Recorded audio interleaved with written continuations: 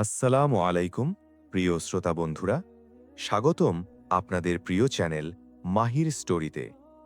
আজ আমরা শুনব একজন অন্ধ মায়ের এবং তার ছেলের গল্প। তাহলে চলুন বন্ধুরা, আমাদের আজকের ভিডিও শুরু করি। সন্ধ্যা ঘনিয়ে আসছিল, সূর্য অস্ত যাচ্ছিল এবং বাতাসে হালকা ঠান্ডা ছড়িয়ে পড়েছিল। পুরনো মহল্লার একটি সরু গলিতে ছোট একটি বাড়ি ছিল, যার দেওয়ালগুলো ছিল কাঁচা আর দরজা ছিল জীর্ণ দশায়। এই বাড়িতে এক বৃদ্ধা অন্ধ মা বাস করতেন, যার নাম ছিল আসমা বিবি। তার বয়স ছিল প্রায় ৭০ বছর এবং ছোটবেলায় তার চোখের আলো চলে গিয়েছিল। তার একটিমাত্র ছেলে ছিল রাশিদ, যে দিনমজুরি করে সংসার চালাত। রাশিদ ছোটবেলা থেকেই খুব পরিশ্রমী এবং মায়ের যত্ন নেওয়ার মতো ছেলে ছিল, কিন্তু দারিদ্র্য তার জীবনকে কঠিন করে তুলেছিল। তার কাছে ভালো কোনো কাজ ছিল না, আর জীবনেও কোনো বিশেষ সুযোগ সুবিধা ছিল না। তবে তার মায়ের কেবল একটাই ইচ্ছা ছিল, তিনি চাইতেন তার ছেলে যেন সততার সাথে জীবন কাটায় এবং আল্লাহর উপর ভরসা রাখে। রমজান মাস শুরু হয়ে গিয়েছিল।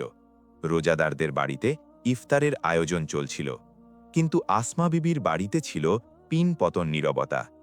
রাশিদ সারাদিন দিনমজুরি করে যখন ফিরল, তখন তার হাতে ছিল কেবল ২টি শুকনো রুটি আর সামান্য কিছু পেঁয়াজ। রাশিদ মাকে ধরে বসালো এবং তার সামনে রুটিগুলো রাখল। বাবা, তুই কিছু খাসনি?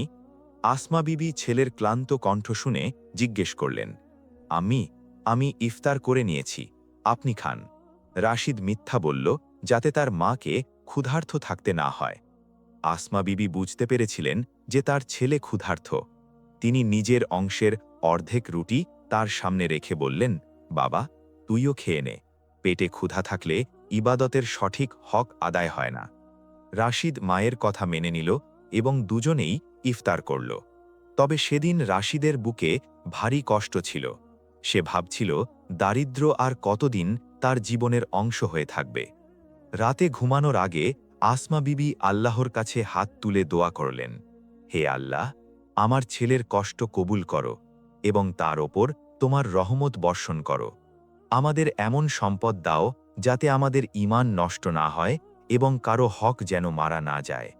আসমা বিবির দোয়ায় এমন এক প্রভাব ছিল যে আকাশে থাকা ফেরেশতারাও সে কথা শুনে আমিন বলছিলেন। তবে এই দোয়ার প্রভাব দেখার জন্য রাশিদকে আরও কিছু পরীক্ষার মধ্য দিয়ে যেতে হবে। রাত গভীর হয়েছিল, চাঁদের আলো হালকাভাবে ছড়িয়ে পড়ছিল, কিন্তু রাশিদের হৃদয় ও মস্তিষ্কে কেবলই অন্ধকার ছিল। তার চোখে ঘুম ছিল না, শুধু আগামী দিনের চিন্তা ছিল।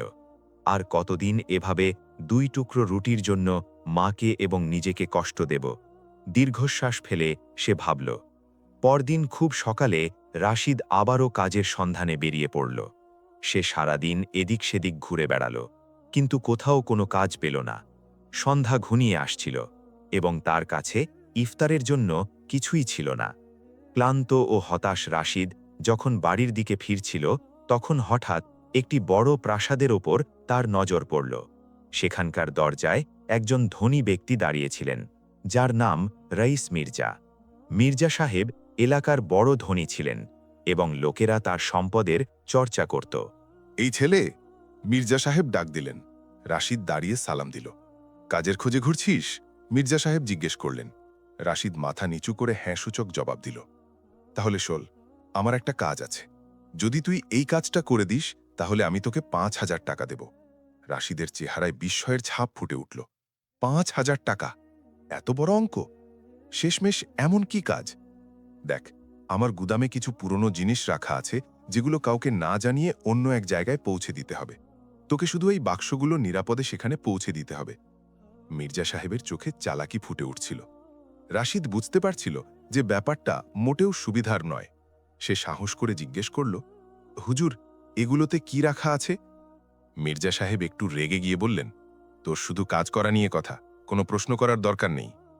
রাশিদের চোখের সামনে তার মায়ের চেহারা ভেসে উঠল।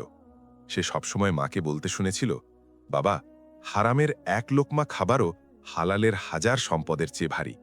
তার মন কোনোভাবেই এই কাজ করতে রাজি হচ্ছিল না, কিন্তু ৫,০০০ টাকা অনেক বড় একটা অঙ্ক ছিল। রাশিদ বলল, আমাকে একটু ভাবতে দিন। ভাবার কোনো দরকার নেই। যদি তুই মানা করিস তাহলে এই গলিতে তোর আর কাজ পাওয়া মুশকিল হয়ে যাবে। মির্জা সাহেব হুমকি দিয়ে ভেতরে চলে গেলেন। রাশিদ গভীর চিন্তায় পড়ে গেল। একদিকে তার ক্ষুধার্ত মা এবং ইফতারের আয়োজন, আর অন্যদিকে হারাম উপার্জন। অবশেষে রাশিদ সিদ্ধান্ত নিল যে সে এই হারামের রোজগারের কাজ করবে না। তারপর সে নিরাশ হয়ে নিজের বাড়ির দিকে ফিরে চলল। বাড়ি পৌঁছে সে মাকে ইফতারের জন্য কিছু না পাওয়ার কথা জানালো, কিন্তু আসমা বিবির চেহারায় একটুও চিন্তার রেখা দেখা গেল না। তিনি হেসে বললেন, বাবা, চিন্তা করিস না, রোজা তো আল্লাহর রহমত, খালি পেটে ইবাদত করার মধ্যেও একটা আনন্দ আছে। ধৈর্য ধর, আল্লাহ নিশ্চয়ই কোনো পথ বের করবেন। রাশিদের চোখে জল চলে এলো। সে মনে মনে স্থির করল যে জীবনে যতই কষ্ট আসুক না কেন, সে হারাম খাবারের এক টুকরো তার বাড়িতে আনবে না। রাশিদের মা আবারও হাত তুলে আল্লাহর কাছে দোয়া করলেন, হে আল্লাহ, আমার ছেলেকে হালালের পথ দেখাও, তার ধৈর্যের পরীক্ষা সহজ করে দাও। এদিকে রাশিদ খোদার উপর ভরসা করে মির্জা সাহেবের কাজ প্রত্যাখ্যান করেছিল। সেই রাতে রাশিদকে খালি পেটেই ঘুমাতে হয়েছিল।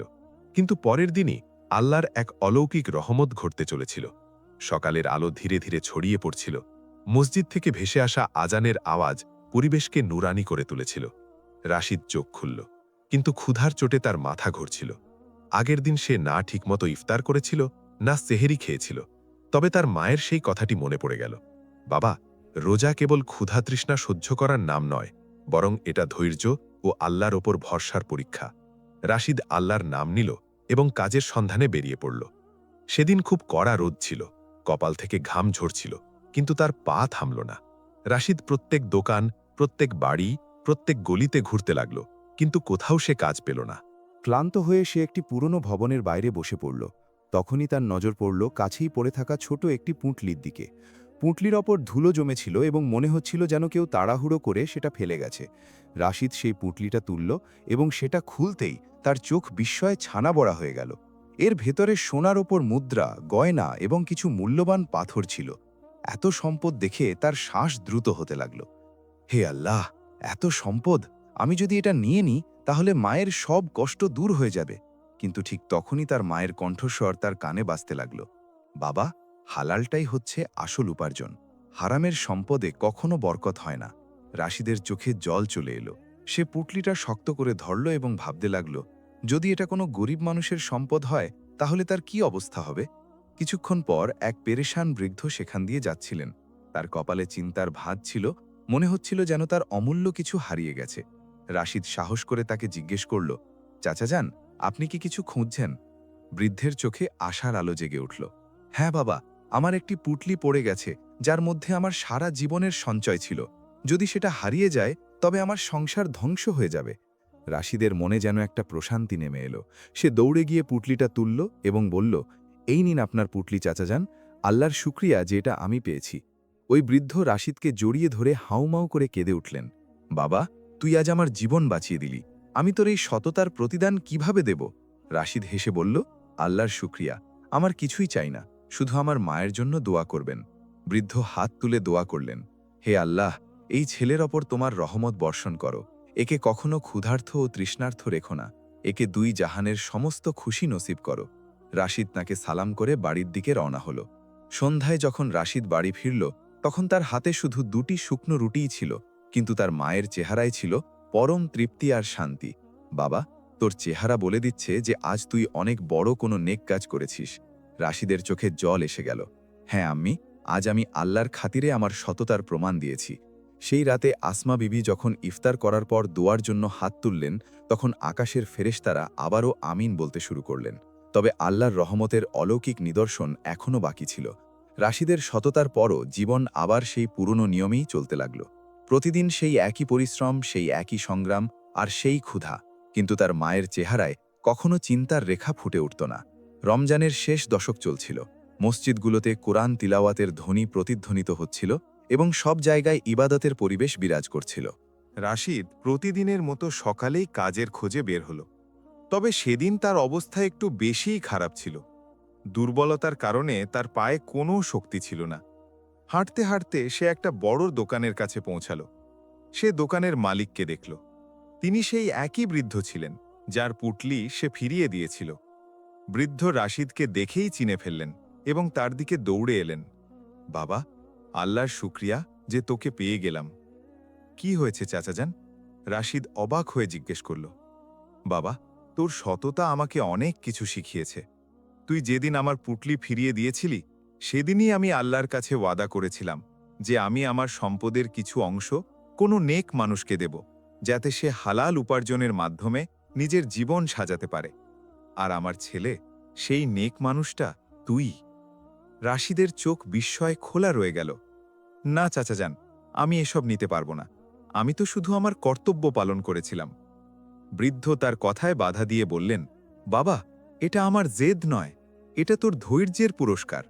আল্লাহ তোকে পরীক্ষা করতে চেয়েছিলেন, আর তুই সেই পরীক্ষায় সফল হয়েছিস। বৃদ্ধ রাশিদকে তার দোকানে চাকরি দিয়ে দিলেন এবং সাথে একটি মোটা অঙ্কের টাকাও পুরস্কার হিসেবে দিলেন। সেই সন্ধ্যায় রাশিদ যখন বাড়ি পৌঁছাল, তখন তার হাতে ছিল নতুন কাপড়, ভালো খাবারের সামগ্রী এবং মিষ্টি। তার মায়ের জন্য আতর, সুরমা এবং ফলমূলও ছিল। রাশিদ তার মায়ের হাত চুম্বন করে বলল, আম্মি, আপনার দুয়া আমার ভাগ্য বদলে দিয়েছে। আসমা বিবির চোখে জল চলে এলো। তিনি কাঁপা কাঁপা হাতে রাশিদের মাথায় হাত বুলিয়ে দিলেন এবং দোয়া করলেন, হে আল্লাহ, আমার ছেলের জন্য সব সময় এভাবেই সততা এবং হালাল উপার্জনের ওপর অটল রেখো। সেই রাতে রাশিদ এবং তার মা যখন ইফতার করল, তখন প্রথমবারের মতো তাদের ঘরে নানা রকমের মজাদার খাবার ছিল। কিন্তু আসমা বিবি সবার প্রথমে এক টুকরো রুটি তুলে নিলেন, তাতে চুমু খেলেন এবং আকাশের দিকে তাকিয়ে বললেন, হে আল্লাহ, এই রুটিতে বরকত দিও এবং একে হালাল রেখো। আল্লাহর রহমতের অলৌকিক নিদর্শন ওই ঘরে বর্ষিত হয়েছিল। তবে সামনে আল্লাহ তাদের জন্য আরও বড় নেয়ামতের ব্যবস্থা করে রেখেছিলেন। সেটা ছিল রমজানের ২৭তম রাত, যে রাত যাকে লাইলাতুল কদর বলা হয়, যে রাতে আল্লাহ তার রহমতের ভাণ্ডার খুলে দেন। মসজিদে মসজিদে ইবাদতকারীদের ঢল নেমেছিল। সবাই নিজের গুনাহের জন্য ক্ষমা প্রার্থনা করছিল এবং আল্লাহর কাছে নিজের কল্যাণ ও বরকতের জন্য দোয়া করছিল। রাশিদও মায়ের সঙ্গে ইবাদতে মশগুল ছিল। তার মায়ের চোখ দিয়ে অঝরে জল ঝরছিল এবং তিনি প্রতিটি শব্দের সাথে নিজের ছেলের জন্য দোয়া করছিলেন, হে আল্লাহ, আমার ছেলের ভাগ্যে কল্যাণ লিখে দাও, তার জন্য সম্মান, বরকত এবং রহমতের দরজা খুলে দাও, তার সমস্ত কষ্ট দূর করে দাও হে আল্লাহ। রাতের অন্ধকারে যখন মা দোয়া করছিলেন, ঠিক সেই সময়েই প্রকৃতির এক অলৌকিক ঘটনা ঘটছিল। গভীর রাতে দরজায় কড়া নাড়ার আওয়াজ হল। রাশিদ দরজা খুলতেই দেখল সামনে এক অপরিচিত লোক দাঁড়িয়ে আছে। তার পোশাকে ধুলোবালি মাখা ছিল, চেহারা পরিশ্রান্ত আর চোখে অস্থিরতা। আপনি কি রাশিদ? ওই অপরিচিত লোকটি জিজ্ঞেস করল। জি হ্যাঁ, কিন্তু আপনি কে? রাশিদ অবাক হয়ে বলল। অপরিচিত লোকটি পকেট থেকে একটি কাগজ বের করল। সে ছিল একজন সরকারি কর্মকর্তা, যে কয়েক মাস ধরে রাশিদকে খুঁজছিল। রাশিদ ভাই, আপনার বাবার নামে একটি পৈতৃক জমির দলিল পাওয়া গেছে, যা আপনার নামে রয়েছে। এই জমিটি এখন অনেক মূল্যবান হয়ে গেছে এবং এর দাম লাখ লাখ টাকা। রাশিদ নিজের শোনা কথার উপর বিশ্বাসই করতে পারছিল না। এটা কিভাবে হতে পারে? কর্মকর্তাটি আরও জানাল যে অনেক বছর আগে তার বাবার নামে এই জমি নিবন্ধিত ছিল, কিন্তু কিছু লোক জালিয়াতি করে সেটি দখল করে নিয়েছিল। কয়েক বছরের আইনি লড়াইয়ের পর এখন সরকার সেই জমি রাশিদের নামে ফিরিয়ে দিয়েছে। এটা কি সত্যি? রাশিদের কণ্ঠ কেঁপে উঠল। জি হ্যাঁ, আর আপনাকে আগামী সপ্তাহে আদালতে এসে নথিপত্রে সই করতে হবে। রাশিদের চোখে জল চলে এলো। সে দৌড়ে গিয়ে নিজের মাকে জড়িয়ে ধরল এবং হাউমাউ করে কাঁদতে কাঁদতে বলল, আম্মি, আপনার দোয়া আমার ভাগ্য বদলে দিয়েছে। আসমা বিবির চেহারায় পরম শান্তি ছিল। তিনি কাঁপা কাঁপা হাত আকাশের দিকে তুলে বললেন, হে আল্লাহ, তুমি রোজার এমন পুরস্কার দিলে যে আমার সন্তানকে ক্ষুধা ও তৃষ্ণার কষ্ট থেকে বাঁচিয়ে নিলে। আমার এই নেয়ামতে সর্বদা বরকত দিও। সেই রাতে রাশিদের মা যে প্রশান্তি অনুভব করেছিলেন, তা হয়তো জীবনে প্রথমবার ছিল। রমজানের সেই পবিত্র রাতে এক মায়ের সত্যিকারের দোয়া কবুল হয়ে গিয়েছিল। রাশিদের জন্য এটি ছিল এক বিশাল আনন্দের মুহূর্ত। যে ছেলে গতকাল পর্যন্ত দুবেলার রুটির জন্য হাহাকার করত, এখন তার নামে লাখ টাকার পৈতৃক জমি ছিল। তবে এই আনন্দ তার কাছে শুধু একটি নেয়ামত ছিল না, বরং এটি ছিল এক বিরাট দায়িত্ব এবং পরীক্ষার সময়। কয়েকদিন পর রাশিদ তার মাকে নিয়ে আদালতে গেল। আদালত জমির কাগজপত্র যাচাই বাছাই করে সেই জমি রাশিদের নামে ফিরিয়ে দিল। রাশিদের মুখ খুশিতে উজ্জ্বল হয়ে উঠল। পরের দিনই সেই জমি কেনার জন্য অনেক ধনী ব্যক্তি তার কাছে আসতে লাগল। আজিম মির্জা নামের এক বড় ব্যবসায়ী রাশিদের কাছে এলেন এবং বললেন, দেখো রাশিদ, এই জমিটি অনেক দামি, তুমি যদি চাও আমি তোমাকে নগদ ২০ লাখ টাকা দিতে পারি। রাশিদ অবাক হয়ে গেল। ২০ লাখ টাকা তার ধারণার চেয়েও অনেক বেশি ছিল। সে বলল, আমার ভাবার জন্য একটু সময় চাই। রাশিদ যখন তার মাকে একথা জানালো, তখন মায়ের দৃষ্টি গম্ভীর হয়ে উঠল। বাবা, সম্পদ খারাপ কিছু নয়, তবে এটি মানুষের ঈমান যাচাই করার সবচেয়ে বড় পরীক্ষাও বটে। মনে রাখবি, হালাল উপার্জনই হলো আসল সম্পদ। রাশিদের মায়ের কথা মনে পড়ে গেল এবং সে সিদ্ধান্ত নিল যে তাড়াহুড়ো করে কোনো পদক্ষেপ নেবে না। পরদিন রাশিদ আজিম মির্জাকে না করে দিল। মির্জা রেগে গিয়ে বললেন, দেখ রাশিদ, এই সম্পদ তোকে এই দারিদ্র্য থেকে বের করতে পারে। ভেবে দেখ, এত বড় অঙ্কের টাকা তুই আর পাবি না। কিন্তু রাশিদ মায়ের উপদেশ স্মরণ করে অত্যন্ত সাহসের সাথে উত্তর দিল, আমি আমার জমি কেবল কোনো নেক মানুষের কাছেই বিক্রি করব, যে এটাকে ভালো কাজে লাগাবে। মির্জার আগে গজগজ করতে করতে চলে গেলেন। কিন্তু এরপর রাশিদকে চারদিক থেকে লোভ, হুমকি এবং প্রলোভনের সম্মুখীন হতে হলো। অনেকে তাকে লোভ দেখালো, কেউ কেউ ভয় দেখালো ও ধমক দিল। কিন্তু রাশিদ প্রতিবার তার মায়ের কথাটি মনে করত। হারামের এক লোকমা খাবারও হালালের হাজার সম্পদের চেয়ে ভারী। অবশেষে খালিদ আহমেদ নামের এক নেকদিল ব্যবসায়ী রাশিদের কাছে এলেন। বাবা, আমি জানি এই জমিটি অনেক মূল্যবান। তুমি যদি এটি আমার কাছে বিক্রি করে দাও, তবে আমি এর উপর একটি স্কুল এবং একটি মসজিদ বানাবো, যাতে গরিব বাচ্চারা বিনামূল্যে শিক্ষা পেতে পারে। এ কথা শুনে রাশিদের চোখে খুশির জল ছলছল করে উঠল। সে তৎক্ষণাৎ ওই জমিটি খালিদ আহমেদের কাছে বিক্রি করে দিল এবং একটি বড় অঙ্কের টাকা নিয়ে বাড়ি ফিরল। সে যখন মাকে এই খবর দিল, তখন আসমা বিবির চোখে ছিল শান্তি ও খুশির জল। তিনি দোয়ার জন্য হাত তুললেন এবং বললেন, হে আল্লাহ, আমার সন্তানকে এভাবেই সৎ পথে চালিত রেখো এবং তার সম্পদে বরকত দিও। সেই রাতে রাশিদ যখন ইফতার করতে বসল, তখন তার সামনে হরেক রকমের খাবার ছিল, কিন্তু সে সবার আগে সেই শুকনো রুটির টুকরোটিই তুলল, যা তার মা আল্লাহর শুকরিয়া আদায় করে রেখেছিলেন। রাশিদ কাঁদতে কাঁদতে তার মায়ের হাত চুম্বন করল এবং বলল, আম্মি, এসব আপনার দোয়ারই অলৌকিক ফল। তবে রাশিদের এই সম্পদের ওপর খারাপ নজর পড়ে গিয়েছিল।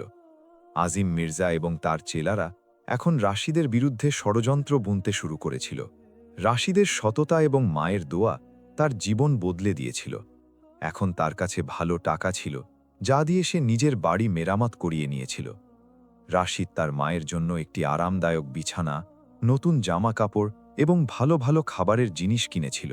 কিন্তু এই সম্পদ আসার পর তার জীবনে এক নতুন পরীক্ষা শুরু হতে চলেছিল। আজিম মির্জা, যাকে রাশিদ জমি বিক্রি করতে অস্বীকার করেছিল, সে ভেতরে ভেতরে জ্বলছিল। সে রাশিদের উন্নতি কিছুতেই সহ্য করতে পারছিল না। এই ছেলেটা আমার নাক কেটে দিয়েছে, আমি ওকে ধ্বংস করেই ছাড়ব, মির্জা তার খাস লোক কাসিমকে বললেন। কাসিম গম্ভীর গলায় বলল, হুজুর, একটা রাস্তা আছে। আমরা যদি ওর মায়ের ওপর হামলা করি অথবা রাশিদের বিরুদ্ধে মিথ্যা অভিযোগ আনি, তবে ওকে ধ্বংস করা সহজ হবে। মির্জা তার কথা মেনে নিলেন। পরের দিন রাশিদ বাড়ির বাইরে গিয়েছিল।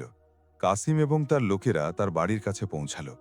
তারা বাড়ির দেওয়ালে ভুয়া কাগজপত্র সেঁটে দিল, যেখানে লেখা ছিল যে রাশিদ একজন জালিয়াত এবং সে জমির নথিপত্রে প্রতারণা করেছে। এরপর তারা আশপাশের মানুষের মাঝে গুজব ছড়িয়ে দিল যে রাশিদ হারাম রোজগারের মাধ্যমে সম্পদ অর্জন করেছে। রাশিদ যখন বাড়ি ফিরল, তখন তার মা চিন্তিত হয়ে বসেছিলেন। বাড়ির বাইরে ভিড় জমে গিয়েছিল এবং লোকেরা তাকে সন্দেহের দৃষ্টিতে দেখছিল। রাশিদ, এসব কি হচ্ছে? আসমা বিবি অস্থির হয়ে জিজ্ঞাসা করলেন। রাশিদ কিছু বুঝে ওঠার আগেই কাসিম সেখানে এসে পৌঁছাল।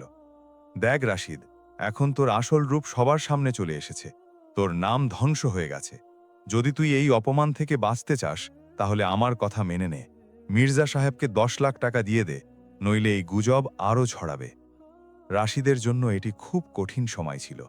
তার পরিশ্রম ও সততার ওপর কালিমা লেপে দেওয়া হয়েছিল। মায়ের শরীরও খারাপ হয়ে গিয়েছিল। রাশিদ রাতে কাঁদতে কাঁদতে তার মায়ের শিয়রে বসে বলল, আম্মি, আমি সবসময় হালাল উপার্জনে বিশ্বাস রেখেছি, তবুও আমার সাথে এমন কেন হলো? আসমা বিবি তার চোখের জল মুছিয়ে দিয়ে বললেন, বাবা, ধৈর্য ধর। আল্লাহ তার নেক বান্দাদের পরীক্ষা নেন, কিন্তু তিনি তাদের কখনো একা ছেড়ে দেন না। তুই দেখিস, আল্লাহ তোকে এর চেয়েও বড় সাফল্য দেবেন। সেই রাতে মা আবারও তার কাঁপা কাঁপা হাতে আল্লাহর কাছে দোয়া করলেন, হে আল্লাহ, আমার ছেলেকে রক্ষা করো, তার ঈমানকে আরও মজবুত করে দাও, তার পরিশ্রম ও সততার প্রতিদান দান করো। আসমা বিবির দোয়া আবারও আসমানকে কাঁপিয়ে দিল। সকাল হতেই এক বড় চমৎকার ঘটল। ওই বৃদ্ধ ব্যবসায়ী খালিদ আহমেদ, যিনি রাশিদের কাছ থেকে জমি কিনেছিলেন, তিনি হঠাৎ মহল্লায় এসে পৌঁছালেন। তিনি লোকদের জড়ো করে ঘোষণা করলেন, আমি সাক্ষ্য দিচ্ছি যে রাশিদ সম্পূর্ণ সত্য ও সৎ পন্থায় তার জমিটি আমার কাছে বিক্রি করেছে। এই গুজবগুলো একেবারেই মিথ্যে। খালিদ সাহেব রাশিদের পক্ষে এমন সব প্রমাণ পেশ করলেন, যার ফলে সত্য সবার সামনে চলে এলো।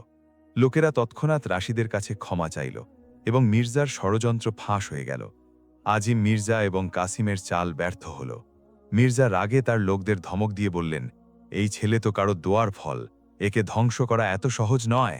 রাশিদ বাড়ি ফিরে এলে তার মা তার কপালে চুমু খেয়ে বললেন, বাবা, আল্লাহর উপর ভরসা রাখা মানুষ কখনো হারে না। তুই হালাল উপার্জনের ওপর বিশ্বাস রেখেছিস, আর দেখ, আল্লাহ তোকে এই প্রতারণা থেকে বাঁচিয়ে নিয়েছেন। রাশিদের চোখে জল ছিল। সে নিজের হাত তুলে দোয়া করল, হে আল্লাহ, আমার মায়ের এই দোয়া যেন সর্বদা আমার সাথে থাকে। তবে মির্জা এত সহজে হার মানার পাত্র ছিল না। রাশিদের সত্যতা সবার সামনে চলে এসেছিল। পুরো গ্রামের মানুষ তার সততার উদাহরণ দিচ্ছিল। কিন্তু আজিম মির্জা এখনও নিজের হার হজম করতে পারছিল না। তার রাগ এখন ঘৃণায় পরিণত হয়েছিল এবং সে যে কোনো মূল্যে রাশিদের ওপর প্রতিশোধ নিতে চাইছিল। একদিন মির্জা তার লোকদের সাথে বসে এক ভয়ঙ্কর ষড়যন্ত্র করল। আমরা যদি এই ছেলেকে সোজা পথে ধ্বংস করতে না পারি, তবে ওর মায়ের উপর আঘাত হানব, ওটাই ওর দুর্বলতা। পরের রাতে রাশিদ যখন তার মায়ের সাথে ইফতার করছিল, ঠিক তখনই হঠাৎ দরজায় জোরে জোরে কড়া নাড়ার আওয়াজ হলো। দরজা খোলো, জলদি খোলো। রাশিদ ঘাবড়ে গিয়ে দরজা খুলতেই দেখল পুলিশের কয়েকজন অফিসার দাঁড়িয়ে আছে।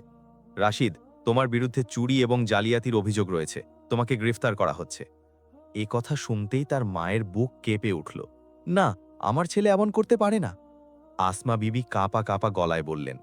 কিন্তু পুলিশরা রাশিদকে ধরে থানায় নিয়ে গেল। রাশিদের বিরুদ্ধে অভিযোগ ছিল যে সে আহমেদের বাড়ি থেকে একটি মূল্যবান দলিল চুরি করেছে। এ কথা শুনে রাশিদের চোখে জল এসে গেল। হে আল্লাহ, আমার সাথে এসব কি হচ্ছে? থানায় বসে রাশিদকে তার মায়ের চিন্তা কুড়ে কুড়ে খাচ্ছিল। সে ভাবছিল তার অন্ধ বৃদ্ধা মাকে বাড়িতে কিভাবে একা ছেড়ে আসা হয়েছে। বাড়িতে আসমা বিবি নিজের দুর্বলতা সত্ত্বেও বারবার সেজদায় লুটিয়ে পড়ে দোয়া করছিলেন, হে আল্লাহ, তুমি সব সময় আমার ছেলেকে রক্ষা করেছ, আজ আবারও তার নির্দোষিতা প্রমাণ করে দাও। সেই রাতে আসমা বিবি ইবাদত করতে করতে কেঁদে কেঁদে নিজের অবস্থা কাহিল করে ফেলেছিলেন। তার চোখের জল থামার নামই নিচ্ছিল না। ঠিক এই সময় একজন ফেরেশতার মতো খালিদ আহমেদ সেখানে এসে পৌঁছালেন। তিনি থানায় গিয়ে ঘোষণা করলেন, রাশিদ নির্দোষ, এসবই মির্জার ষড়যন্ত্র।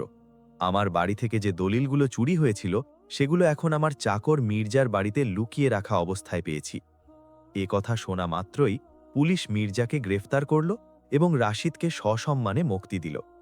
রাশিদ যখন বাড়ি পৌঁছাল, তখন তার মা বিছানায় অচেতন হয়ে পড়েছিলেন। রাশিদ ঘাবড়ে গিয়ে মায়ের কপালে পানির ছিটা দিল। আম্মি, উঠুন, দেখুন, আমি ফিরে এসেছি। আসমা বিবি তার ঝাপসা দৃষ্টি দিয়ে নিজের ছেলেকে দেখলেন এবং আল্লাহর শুকরিয়া আদায় করে বললেন, বাবা, আমি তোকে বলেছিলাম না, আল্লাহ তার নেক বান্দাদের কখনো একা ছেড়ে দেন না। রাশিদ হাউমাউ করে কেঁদে উঠল এবং মায়ের হাত চুম্বন করতে করতে বলল, আম্মি, আপনার দুয়াই আমার সবচেয়ে বড় সম্পদ। মির্জা ধরা পড়ার পর পুরো গ্রাম জেনে গিয়েছিল যে রাশিদের ওপর লাগানো অভিযোগগুলো মিথ্যা ছিল। লোকেরা তার ধৈর্য এবং সততার প্রশংসা করছিল। এই ঘটনার কয়েকদিন পর রমজানের শেষ জুম্মা এলো। গ্রামের মসজিদে রাশিদ ও তার মা নামাজের জন্য পৌঁছাল। ইমাম সাহেব নামাজের পর ঘোষণা করলেন, আজ আমাদের গ্রামের এক নেক এবং সৎ যুবক মসজিদের মেরামতের জন্য একটি বড় অঙ্কের টাকা দান করতে চাইছে। এই দান রাশিদ ভাইয়ের তরফ থেকে করা হচ্ছে। এ কথা শুনে মসজিদে উপস্থিত সবাই অবাক হয়ে গেল। রাশিদ সামনে এগিয়ে গিয়ে বলল, ভাইয়েরা, এসব আমার মায়ের দোয়ারই ফল। যদি আমার মা আমাকে ধৈর্য এবং হালাল উপার্জনের শিক্ষা না দিতেন, তবে আজ আমিও গুনাহগার হয়ে যেতাম। লোকেরা দোয়ার জন্যে হাত তুলল। সেবেন সবার মুখে একটাই কথা ছিল, আল্লাহ এমন ছেলে সবাইকে দিন। রমজানের শেষ দিন ছিল। সন্ধ্যায় রাশিদ যখন ইফতার করার জন্য বসল, তখন তার মা তাকে নিজের কাছে ডাকলেন। বাবা, আজ আমি তোর কাছে একটা জিনিস চাইতে চাই। বলুন আম্মি, আপনার প্রতিটি কথা আমার প্রাণের চেয়েও দামি। আসমা বিবি ধীরে ধীরে বললেন, বাবা, আমার কাছে আর বেশি সময় নেই। আমি যখন চলে যাব তখন আমার কবরে এসে দোয়া করিস, আর সবসময় নিজের সততার উপর অটল থাকিস। এ কথা শুনে রাশিদের চোখ জলে ভরে গেল। আম্মি, এমন কথা বলবেন না, আল্লাহ আপনাকে দীর্ঘায়ু দান করুন। আসমা বিবি হেসে বললেন, বাবা, আমার সবচেয়ে বড় খুশি এটাই যে আল্লাহ আমার দোয়া কবুল করেছেন এবং আমাকে আমার ছেলের সততার পুরস্কার দেখিয়ে দিয়েছেন। ওই সন্ধ্যায় যখন ইফতারের সময় হল, তখন রাশিদ তার মাকে নিজের হাতে প্রথম লুকমা খাওয়াতে চাইল। কিন্তু সে যখনই মায়ের হাত ধরতে গেল, তখন তার মায়ের চোখ চিরদিনের জন্যে বন্ধ হয়ে গিয়েছিল। রাশিদের কণ্ঠ রুদ্ধ হয়ে এলো, তার চোখ দিয়ে কান্নার ঢল নামল। সে তার মায়ের কপালে চুমু খেল এবং কাঁদতে কাঁদতে বলল, আম্মি, আল্লাহ আপনার রোজার অলৌকিক নিদর্শন দেখিয়ে দিয়েছেন। আপনি নিজের দোয়া দিয়ে আমাকে ধ্বংস হওয়ার হাত থেকে বাঁচিয়ে নিয়েছেন। সেদিন পুরো মসজিদে আসমা বিবির জন্য দোয়া করা হলো। লোকেরা তার সততা, ধৈর্য এবং সাহসের উদাহরণ দিতে লাগল। রাশিদ তার মায়ের জন্য সেই কাজটিই করল যা ছিল তার শেষ ইচ্ছা, প্রতি জুম্মার দিন তার কবরে গিয়ে দোয়া করা এবং তার শেখানো সৎ পথে চলা। রাশিদের মায়ের দোয়ার প্রভাব সব সময় তার জীবনকে আলোকিত করে রেখেছিল এবং সে অন্যদের জন্য এক উজ্জ্বল দৃষ্টান্তে পরিণত হয়েছিল। সত্যি, যে ধৈর্য ধরে, আল্লাহ তাকে এমন পুরস্কার দেন যা মানুষ কখনো কল্পনাও করতে পারে না। যদি আপনাদের আমাদের এই ভিডিওটি ভালো লেগে থাকে, তবে অবশ্যই আমাদের চ্যানেলটি সাবস্ক্রাইব করবেন।